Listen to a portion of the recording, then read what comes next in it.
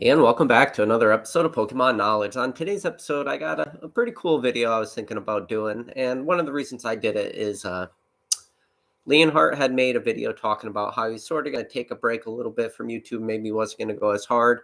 Jake talked about it too a little bit in a video, just like the psychological effects of Pokemon and people slowing down. And I was thinking about it sort of on the similar line, but a little different of what if Pokemon is actually leaving a bull trap? And if you guys don't know what a bull trap is it's like that bubble graph of what a market bubble would look like. You have that huge ramp up and everybody just gets super excited about Pokemon, buys up, and then you're at your very tip, and then you get a pretty decent amount of people leave, and then it starts to crash.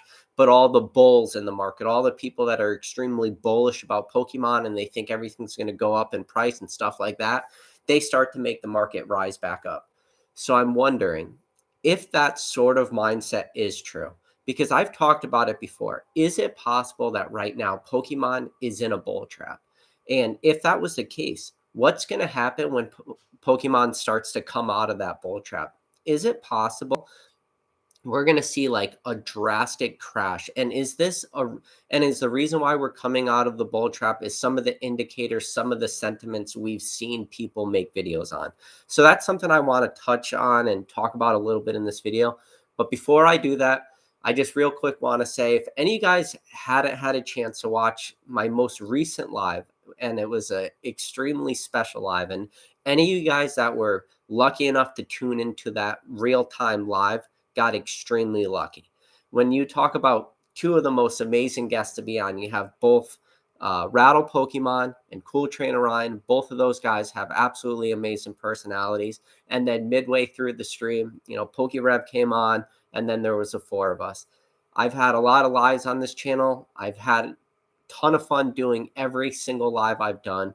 With that said, like Cool Trainer Ryan, Rattle are, like definitely two of my top guess, at least like top 5, top 10 for both those guys. And then to have Rev come on at the end, it was this perfect storm. And I almost never go back and rewatch any of my lives. I just can't really do it because I've already done it real time for hours, 2-3 hours at a time. So for me to go back and rewatch it, sometimes it's a little hard for me to do. But I went back and I rewatched that live. And I actually laughed out loud watching that live, just hearing some of the reactions from Rattle and Ryan and me, and then Rev at the end, because I talked about it in the live, and I'm very happy I said it, because you don't realize you're saying stuff sometimes when you're in the moment and you're just talking to a camera or talking to the guys real time. I said to those guys, I said, just for everybody out there who's watching this, understand that this is the peak of Pokemon. And I was referring to the conversation we were having, because it was just a bunch of guys sitting around, through the camera, drinking beers, talking Pokemon. And when I say that that is the pinnacle of Pokemon, it's like what everyone should strive to get to. And it's not always about, like the cards or how great your collection is or how much sealed product you have or all this stuff.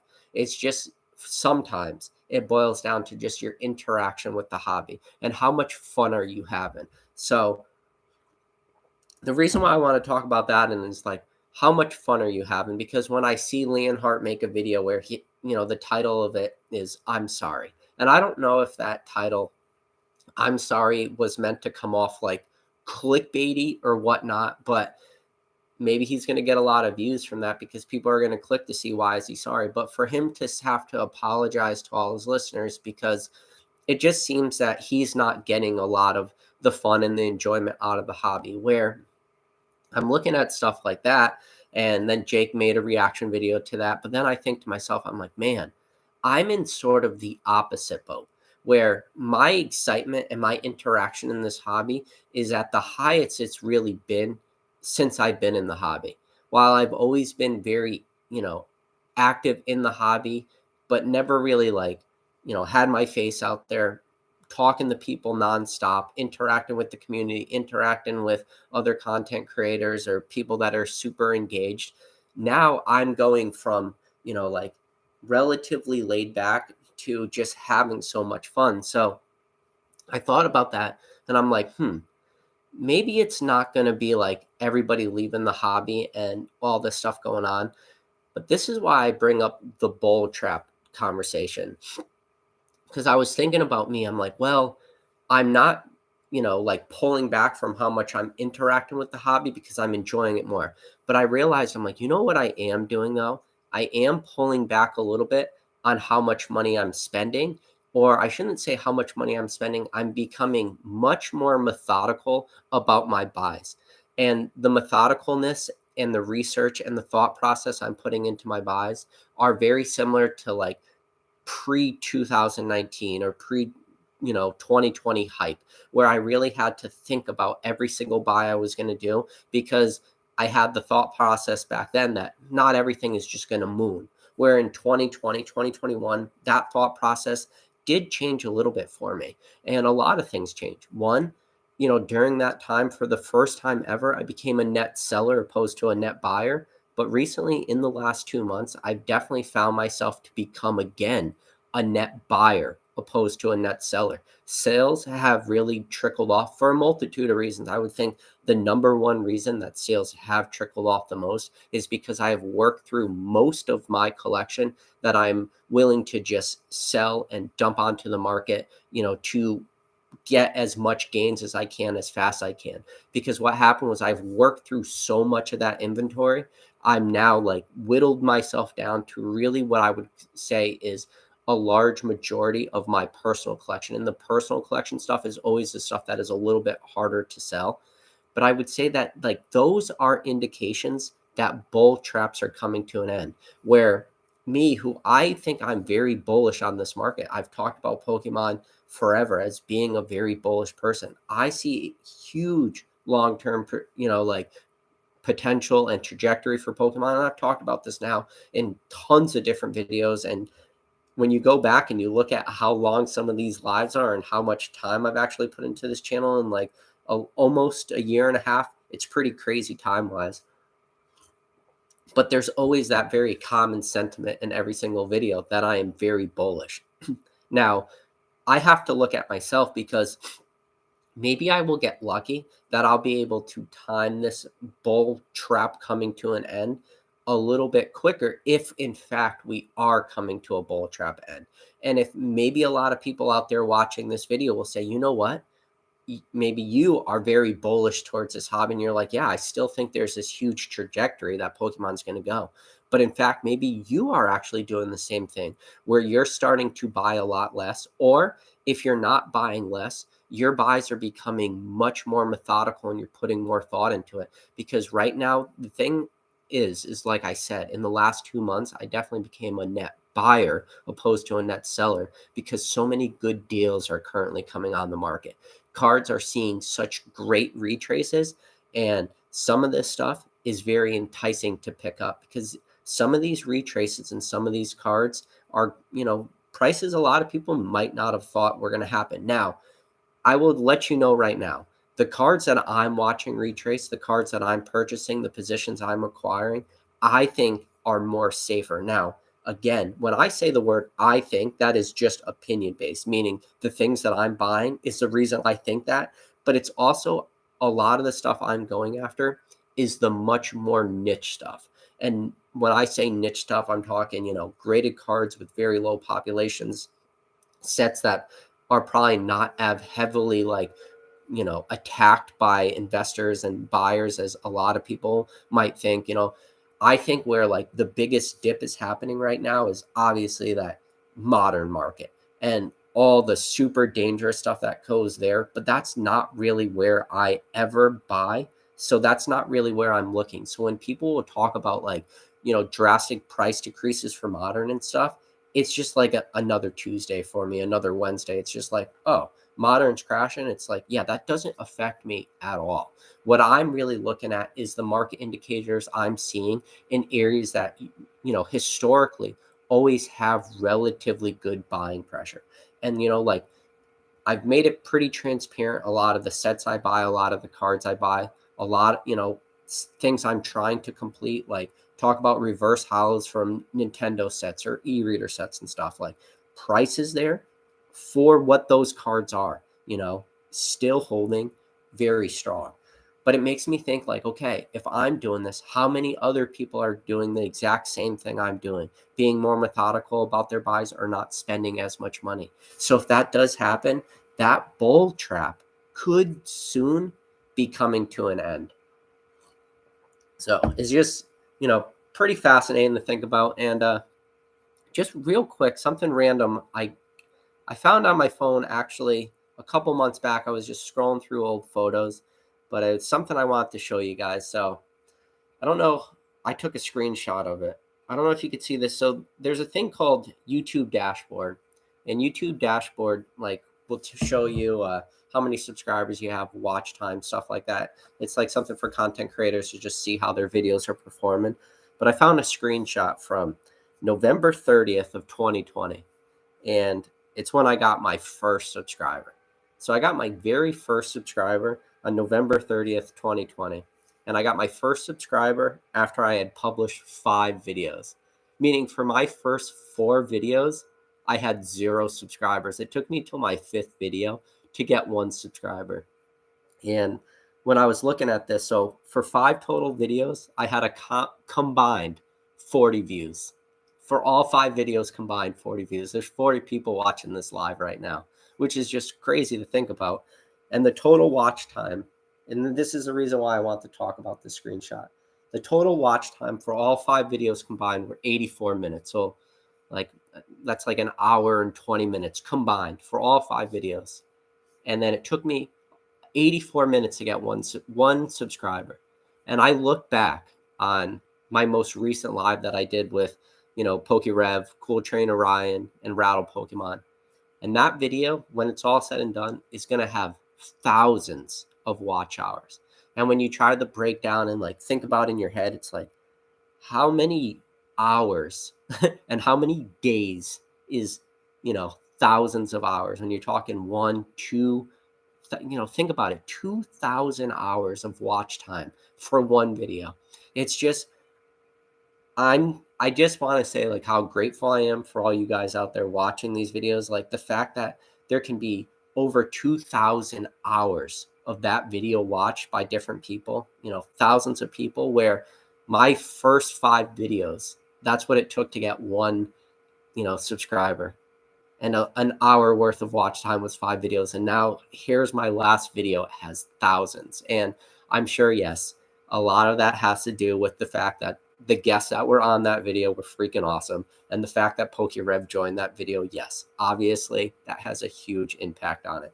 But I just want to say, thank you guys, because honestly, without you guys, this channel doesn't exist. The excitement and the joy I'm having in this hobby does not exist. So, no, I think it's just very cool. I just wanted to talk about that. I don't want to get too sentimental or whatever. Let's see. So Quad Shot said, Poke Knowledge, have you been added to Cosmic Eclipse position? So I do have some more bullet points I want to talk about real quick, but I guess we could start hopping right into questions. Cosmic Eclipse, I haven't really been picking up any positions in it, because when I like to pick up positions and sets, it's really boils down to booster boxes. Yeah, I'll do a couple loose packs here and there. Cosmic Eclipse is one of those sets I definitely picked up some sealed packs. I did pick up some positions in some, full art cards, some rainbow rares, all the character rares, the original character vault, or, subsection vault, or whatever you want to call it. I did add positions to those a while back, when the set came out, and I was actually acquiring most of my position during Sword and Shield base and Rebel Clash, because you got to keep in mind that Cosmic Eclipse came out in November 2019, and there was so much hype that surrounded Sword and Shield in February of 2020. I didn't like Sword and Shield. I was very on the record of not being super engaged with Sword and Shield, and then Rebel Clash came out, and again I was not super engaged. So during those 2 sets is when I was opening up and really building my position in Cosmic Eclipse. But trust me, I never even got close to complete in the entire set. And it's probably something I'll never do. Maybe if I want to actually go and buy singles and stuff. But when I think about positions and sets, it's really only like 2 products or 1 product, depending on the set, booster boxes, ETBs, and building positions in ETBs and in products now has really changed so drastically. And I've talked about in other videos where now when I think about building a position in a sealed product for a set, I don't even look at the regular ETBs anymore. For me, at this point, it's just Pokemon Center ETBs or go home, booster boxes or go home. I think the modern market is changing so drastic that it's really hard to build positions. And I mean, Cosmic Eclipse, you could get like a lot of loose packs and stuff right now for pretty cheap because they're just pumping those out into a lot of different products. I know like the knockout boxes had it at was like Rite Aid or Walmart, and like the Pokeball tins had a bunch of packs and like some random products. So yeah, if you wanted to acquire positions and add, individual packs of Cosmic Eclipse, maybe open some cards, now's your time, because if whatever we're sawing was like some sort of back end reprint where they just reprinted a bunch of packs and stuffed them into a lot of products, if that's the case, that means I don't ever see another reprint of Cosmic Eclipse coming ever again. And if that's the case too, where in fact Pokemon just actually had a bunch of Cosmic Eclipse in a warehouse somewhere, and now they're just saying, okay, it's time to get rid of all this stuff, put it in a bunch of product. I mean, we're talking all the way to like, I want to say it's like the new Arceus V boxes are supposed to have Cosmic Eclipse in it. So I think Cosmic Eclipse is definitely coming to an end. And for them to come back out now after we've seen this product roll into so many products, do a full reprint is probably next to impossible. But if you guys are watching this channel from, when I first started making videos, Cosmic Eclipse was like the one set I just talked about almost on repeat, like had Tourette's. Even when I think booster boxes at the time, my first video were like $150 for Cosmic Eclipse, which normally I would never tell you guys to buy any booster boxes at $150 of sets that I thought had abilities to be reprinted. But Cosmic Eclipse was like the only exception to that rule that I literally have ever made on this channel, where I said $150 for Cosmic Eclipse booster boxes I thought was a good deal. And that's the only time I ever said that for a modern set. And when you look at Cosmic Eclipse booster boxes right now, it's like, holy shit, they're like $500. It's crazy. ETBs are ridiculous too. Let's see. Yeah, people are saying, who else was on PK in the early days? Yeah, man, there's a couple people that definitely have been around for a long time. Yeah, some really good guys in the hobby too. See a lot of familiar names in the chat. Good. Cheval says, remember when Australian Blastoids almost seemed like a partner to your channel? You frequently quoted him. Now that you got Rev on, those days seem far away. No, Australian Blastoise is one of my most early subscribers. He's a great dude. I just don't ever see him really that much in the chats anymore. We talk occasionally on Instagram, but yeah. Cheval says, I miss thinking Pokeknowledge was some kind of young, skinny Antarctic nerd. I think that was a lot of people. Yeah, going back to like the real early days of my channels when it was just me behind a microphone with a bunch of memes crossing the screen. I think when I did my first ever live, there was a lot of people could not believe that I was not in fact a 12-year-old. I think I really like shook a lot of people with that. Yeah, I see a lot of good guys in the chat right now. So the old card shop said, PK, you gonna start grading CGC now that they're handing out 10s like candy? Listen, I know how you guys think that I always talk about CGC, I always bash on them. When I talked about CGC in one of my more recent videos, I said one of the dangerous things that might happen is CGC might start handing out 10s. And as soon as I said that in a video, I swear to God, CGC started handing out 10s like crazy. And I know everybody's out there is going to just think I'm just a huge conspiracy theorist, and maybe I am. But every time I like call what's going to happen with CGC, it always seems to happen. And if that is the case, and if that does actually be true, where CGC, and this is tinfoil hat theory, but it's something important, we should have this conversation because sometimes tinfoil hats end up being true.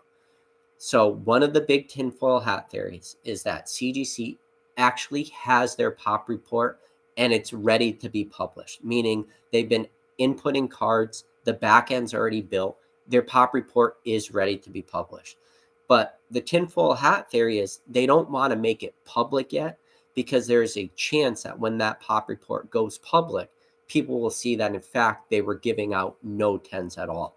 And I talked about it on the video where I said if CGC was holding back pop reports, there are some cards we're going to have to look at that are very easy PSA 10s. One of those cards I talked about in my video was like Red's Pikachu, 20th anniversary card.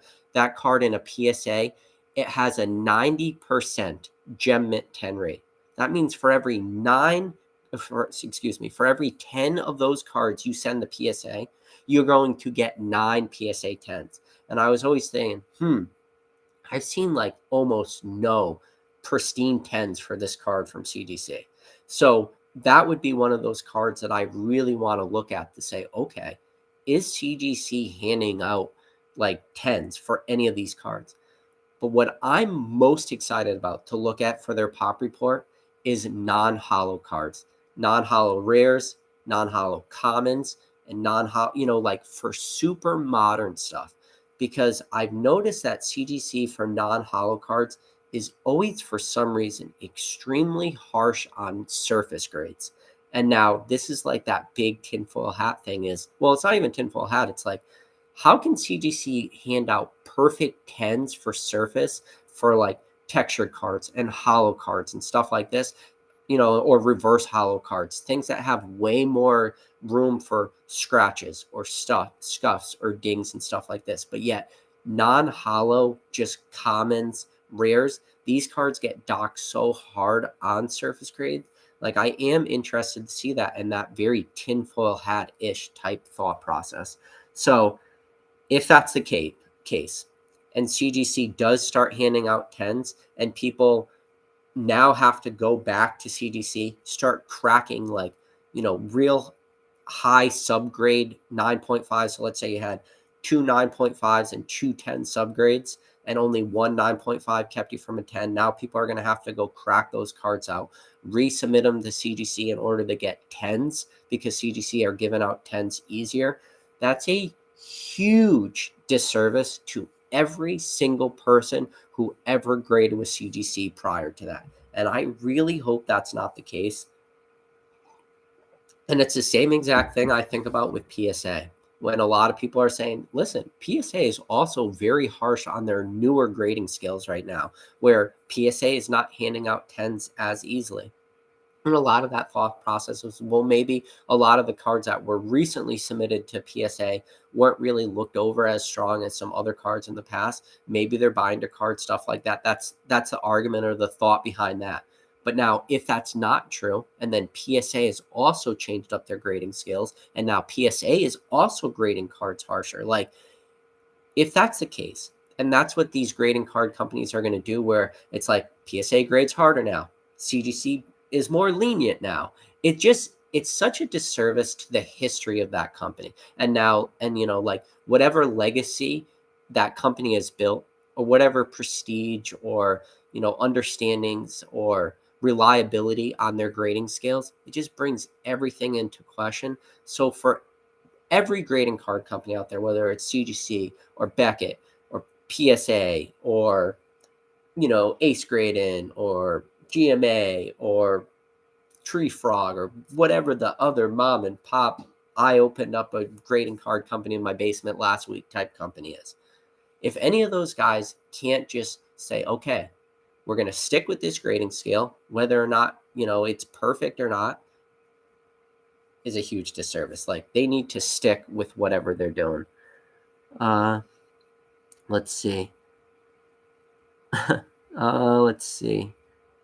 Grump Brave said, I wrote something up just for this. Basic Trainer said, CGC was who we thought they were, and we let them off the hook. I mean, I've been trying not to let CGC off the hook. I think, all right, so you know how I always tell you guys, everything I say that CGC is going to do ends up happening. This is the next thing that's going to happen with CGC. I can't guarantee it because I don't guarantee anything on this channel. But I think there is a very strong likelihood coming up that CGC drops their prices. And the reason why CGC will drop their prices is because right now for bulk at the recording of this video, which is March 16th, 2022, I bet you CGC drops from $15 per card and with the $10 added subgrade. So that means it's like $25 for bulk to grade a card if you want subgrades and that bulk tier. Because the demand for CGC, I guarantee you, is just dropped off a cliff. Not a lot of people are sending cards there anymore. They've already done the first thing. They've lowered turnaround times. The next thing they're going to do is lower price. And when and the reason they're going to have to lower price is because CGC probably hired a lot of people. They probably built that infrastructure that's needed to grade. They said they graded 1 million cards in the first year. That scares me, that number. 1 million cards to be graded in their first ever year as a company is super scary. And the reason why somebody out there might be hearing me and say, why is 1 million cards scary? Because trust me, not every single person grading your card was a grading expert. There's probably not like a lot of people who in the world that are like those true high-end experts. And that means that there's a lot of room for mistakes, a lot of room for like errors to happen. And I think there's already been a lot of proof of like, and it's for every grading card company. I mean, how many cards from PSA come back with, false labels, mislabels, CGC mislabels, stuff like that, CGC cases that you literally could pull them apart and open in half for whatever reason. They weren't like sonic welded. Hell, even one of mine returns I have on this channel had a mislabeled CGC card. And listen, it's going to happen to the best of them. Like that's something we're definitely all going to have to understand as graders. Like companies make mistakes, but this is like the worst thing about that is we've almost gotten to the point as collectors and people that pay for this service. We've almost gotten like to the point where we're complacent, right? Where it's always like, yeah, well, I guess we'll give PSA a pass on this one. Or I guess we'll give SGC a pass on this one.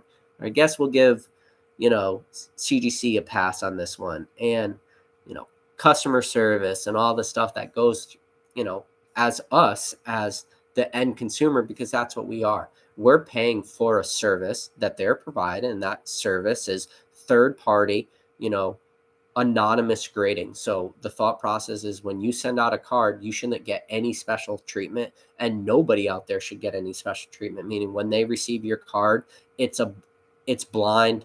That card is, taken from your pack and slip. Your pack and slip is separated from the cards. Your cards are assigned by a number and stuff like this. And then it should be completely biased. So whoever that grader is does not know who you are as a submitter.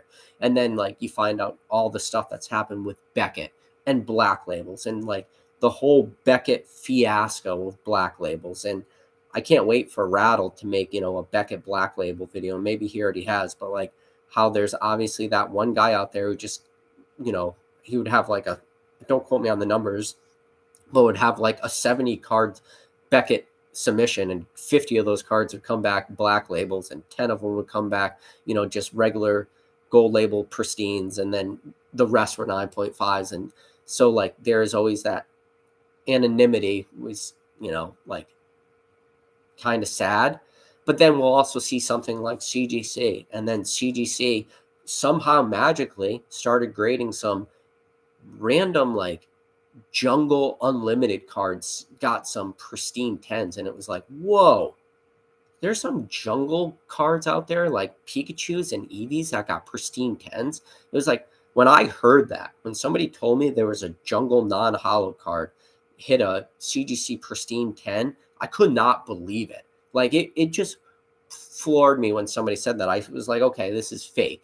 And then when I hear the backstory of that, and it was their head grader was there with Chumley, like the guy from the TV show Pawn Stars on History Channel. Everybody knows like Gary King Pokemon going on that show and bringing his Charizard collection there. And for whatever reason, Chumley was doing a Jungle Unlimited box break, and the head grader of CGC was sitting there grading his cards as they were coming out of the packs.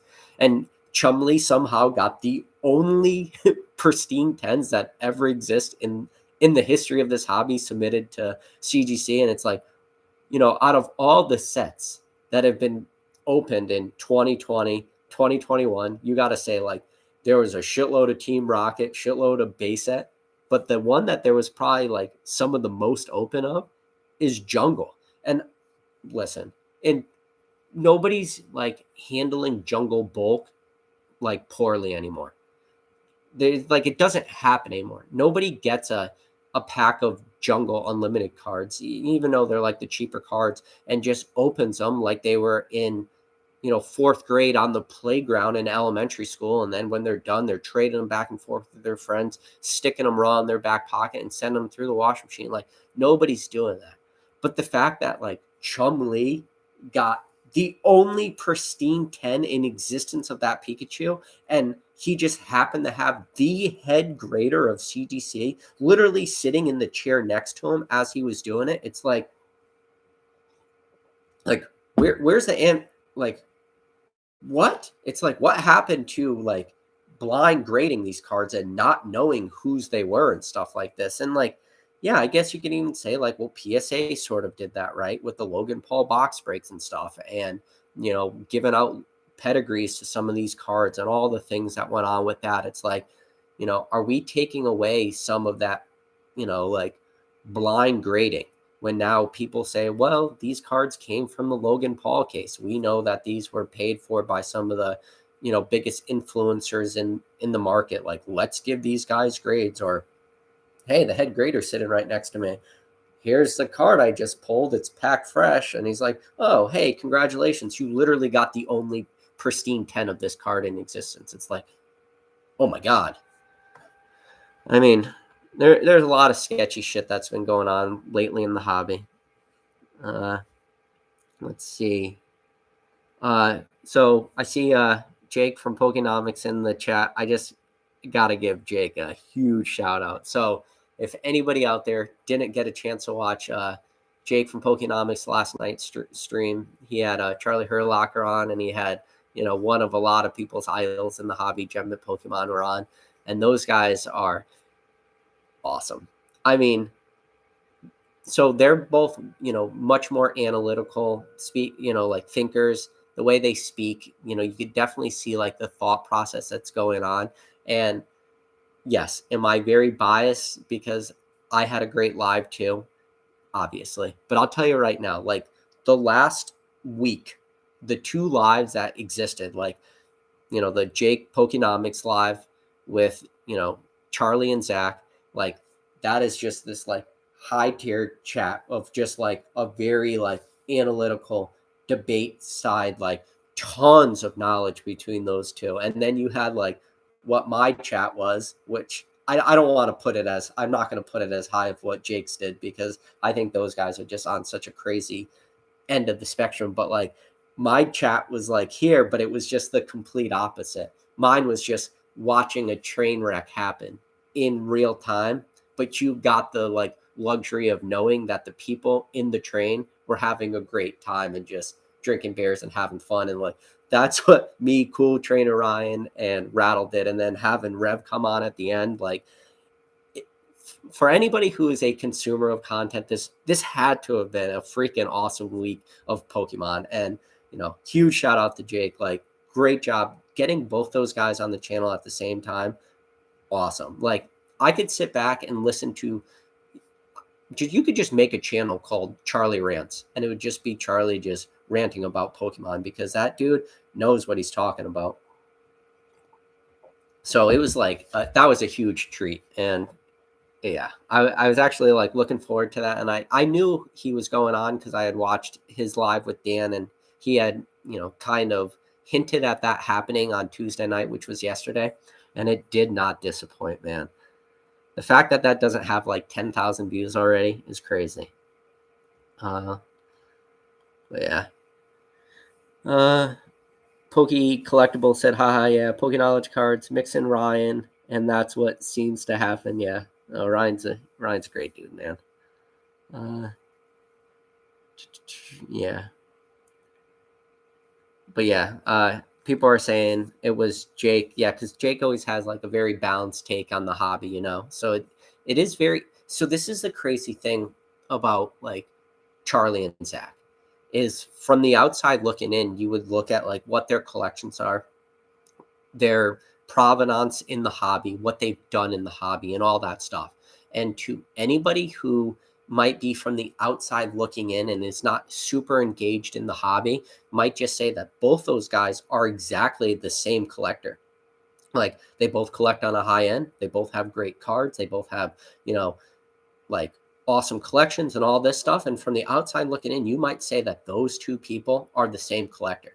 But anybody who's really in the know and understands like what cards they go after, their collecting mindsets, the way they tackle the hobby, the way they find stuff, the way they look for, rare gem mint cards versus trophy cards or high-end English cards or all the stuff that goes into that, you know that those guys, while they are extremely similar, are complete opposites. And it's just awesome to hear their thoughts on the market because, like I said, for the average listener, it might be like, oh, these guys just have the same exact thoughts, but they don't. They're just so like drastically different, but they're drastically different on like such a very deep sort of level. It was an awesome watch. I highly recommend it to anybody who hasn't watched it. Cheval says PK Ryan rattle equals alcohol, Rev equals cereal. Yeah. The secret to becoming rich and sober. I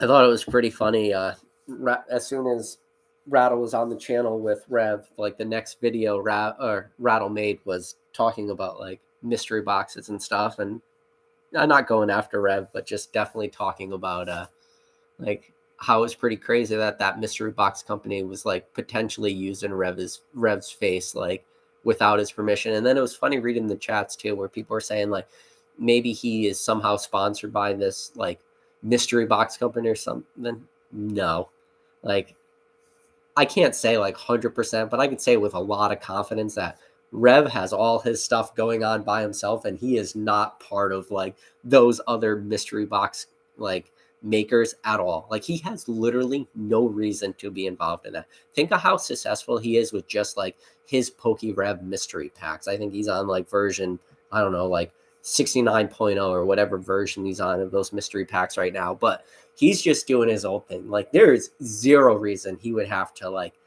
put his name on any of that stuff. So I bet you they're like using his likeness and that video on their homepage definitely without his permission. So it is pretty crazy to think about. But yeah.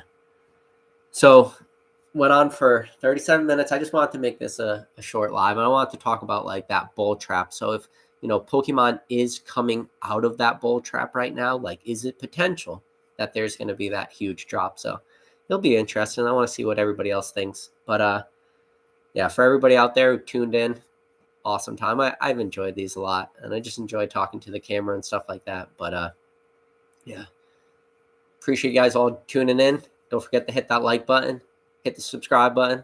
For everybody else out there, catch you on the next video.